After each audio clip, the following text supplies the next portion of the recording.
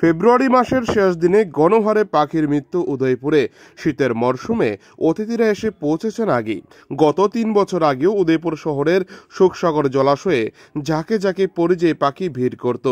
জানুয়ারি মাসের শেষ দিকেই উদয়পুর শহরে বিভিন্ন জলাশয় এবং দিঘিগুলিতে দেখা মিলতে শুরু করেছে পরিযায়ী পাখিদের।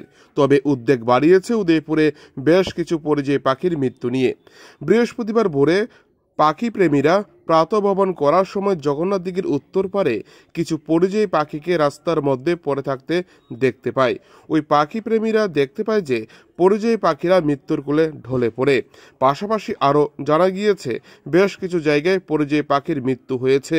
পাখি প্রেমীরা বিষয়টি নিয়ে সংবাদ মাধ্যমের মধ্য দিয়ে তদন্তেরও দাবি জানিয়েছেন প্রাণী সম্পদ ও বন দপ্তর আধিকারিকদের কাছে।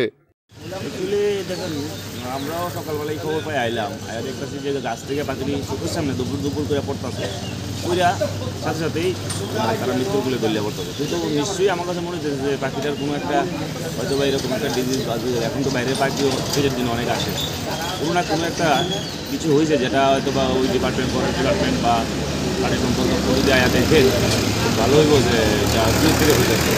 এটা একটা আমার কাছে যেটা মনে হচ্ছে শুধু যে যখন এই অন্যজনের কাছে করছে তা না, আমরা আরও খবর পাইছি যে মুখান্তে বলে দিল আগে থেকে কয়েকটা পাখি নিয়ে বুঝে বলে মরছে।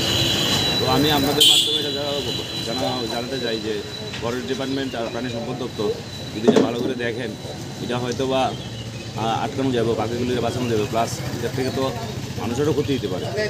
যার জন্য আমরা দাবি যেটা যদি তারা দেখে খুব ভালো হইব সমাজের।